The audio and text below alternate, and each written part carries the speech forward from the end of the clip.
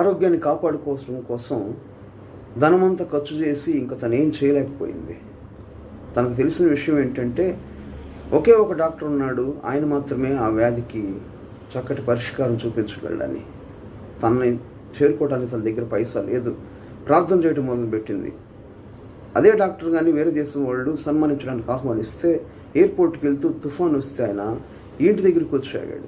వాళ్ళని పిలిచి స్నాక్స్ ఇచ్చి లోపలికి వెళ్ళి లంచ్ ప్రిపేర్ చేస్తాను అని చెప్పారు ఆవిడ. తను రాకపోవడం చూస్తే డాక్టర్ లోపలికి వెళ్ళి చూస్తే ఆవిడ ప్రార్థన చేస్తూ ఈ డాక్టర్ గారి పేరు ఎత్తి దేవుణ్ణి అడుగుతుంది. ఆయన ఆ మాట విని నిశ్చేషుడై, నీ దేవుడు గొప్పవాడమ్మా, నన్నే నీ దగ్గర తీసుకొచ్చాడన్నాడు.